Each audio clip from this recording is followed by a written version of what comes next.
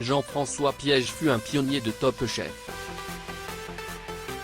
En 2010, le cuisinier arrive sur M6 aux côtés de Cyril Lignac, Thierry Marx, Christian Constant et Ghislaine Aribiane pour constituer le jury de ce nouveau concours culinaire. Une aventure qui aura duré 10 ans pour le célèbre chef, qui garde un excellent souvenir de son passage télé l'ayant fait entrer dans une nouvelle dimension. L'impact, il est simple, j'étais dans le salon des gens pendant 10 années une fois par semaine pendant 14 semaines. Il ne faut pas le nier. Je pense que moi, je n'ai jamais fait du spectacle. J'ai toujours fait de la cuisine à la télé. Nous, quand on a commencé cette aventure, l'émission n'existait pas en fait. Tu arrivais, les candidats ne savaient pas ce qu'ils allaient vivre, et moi non plus. À lire également Je me sens libéré, les nouvelles confidences de Benjamin Castaldi sur son départ de TPMP en 2019, Jean-François Piège décide finalement de quitter le jury de Top Chef.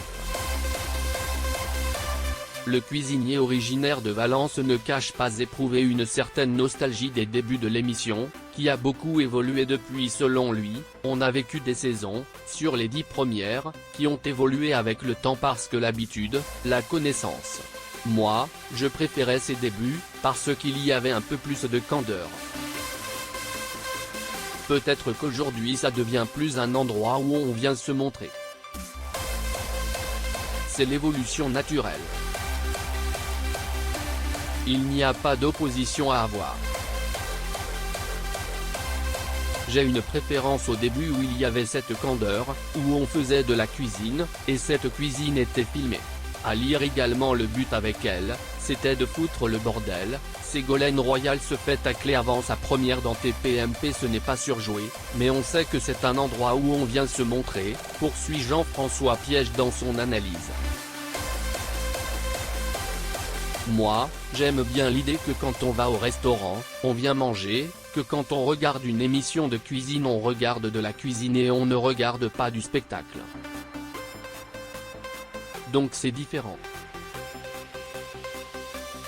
Est-ce que c'est une évolution bonne ou pas bonne? Moi, je ne porte pas de jugement là-dessus. Je dis que j'ai adoré cette première saison parce qu'il y avait cette candeur.